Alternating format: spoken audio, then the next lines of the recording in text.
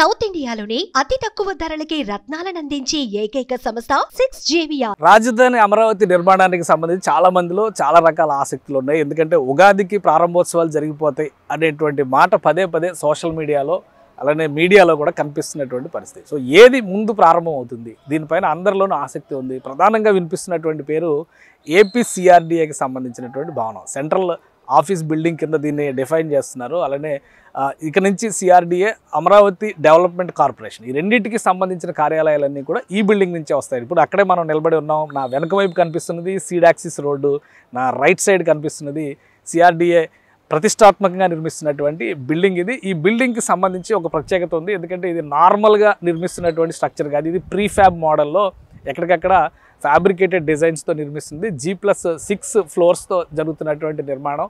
Already మీరు గమనిస్తే కనుక లోపల ఇంటీరియర్ వర్క్స్ జరుగుతున్నాయి. బయట నుంచి చూస్తే స్ట్రక్చర్ ఏమీ కనిపించట్లేదు. గతంలో ఓన్లీ రంగులు వేశారు. చంద్రబాబు నాయుడు గారు వచ్చి రెండోసారి ఈ పనులు ప్రారంభోత్సవం, అంటే గవర్నమెంట్ వచ్చిన తర్వాత పనులు ప్రారంభోత్సవానికి సంబంధించినటువంటి పూజలు ఇక్కడే చేశారు. ఆ తర్వాత ఒక పబ్లిక్ డిజైన్, ఒక 10 డిజైన్లని అక్కడ పబ్లిక్ కోసం ఓటింగ్ కోసం పెట్టారు. ఆ 10 డిజైన్లలో 10వ డిజైన్ ఏ షేప్, అమరావతిలో వస్తున్నటువంటి ఫస్ట్ బిల్డింగ్ కింద దీన్ని చూస్తే కనుక ఏ షేప్డ్ బిల్డింగ్ని పబ్లిక్ ఓటింగ్లో నంబర్ 1 పొజిషన్లో నిలిచింది.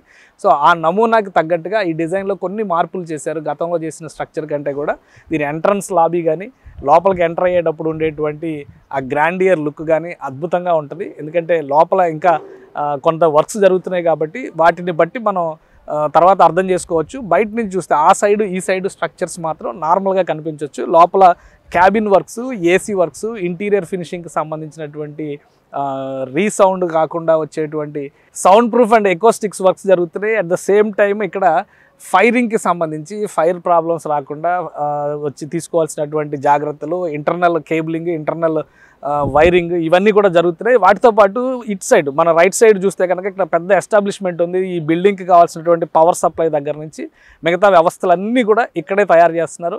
రాబోయేటువంటి రోజుల్లో ఎలాంటి అవసరాలు ఉంటాయి అంటే కనీసం ఒక 500-600 మంది ఎంప్లాయీస్ ఇక్కడ పనిచేసేటువంటి అవకాశం ఉంటుంది. ఈ పనిచేసేటువంటి ఎంప్లాయీస్కి ఎలాంటి అవసరాలు ఉంటాయో బేసిక్ ఎమ్యూనిటీస్ అన్నిటిని కూడా తీర్చిదిద్దే విధంగా ఇక్కడే ఆ ఏర్పాట్లన్నీ కూడా జరుగుతున్నాయి. సో మొత్తం వర్క్ కంప్లీట్ అవడానికి మరొక 4 నుంచి 5 నెలల సమయం పట్టేటువంటి అవకాశం ఉంది. వీలైనంత వరకు ఉగాది నాటికి ఈ పనులు ఎలా ముందుకు తీసుకెళ్లాలనేటువంటి ఆలోచనలో ఉన్నారు. కొన్ని క్యాబిన్స్ ప్రారంభోత్సవం చేయడానికైనా అవకాశం ఉంటే కనుక ఉగాది నాటికి ప్రారంభించాలనేటువంటి ఆలోచనతో ఉన్నారు. అంటే అట్లీస్ట్ 2 ఫ్లోర్లు ఓపెన్ చేస్తే ఎలా ఉంటుంది అనేటువంటి ప్రయత్నాలు కూడా జరుగుతున్నట్టుగా తెలుస్తుంది. ఇంటర్నల్గా సిఆర్డీఏ అధికారులు చెప్తున్నటువంటి ఇన్ఫర్మేషన్ బట్టి చూస్తే కనుక మొత్తం ఫినిషింగ్ వర్క్స్ చేయడానికి కనీసం 5 నుంచి 6 నెలలు పడుతుంది. మొదట అందుబాటులోకి రాబోయేటువంటి బిల్డింగ్ ఇదే.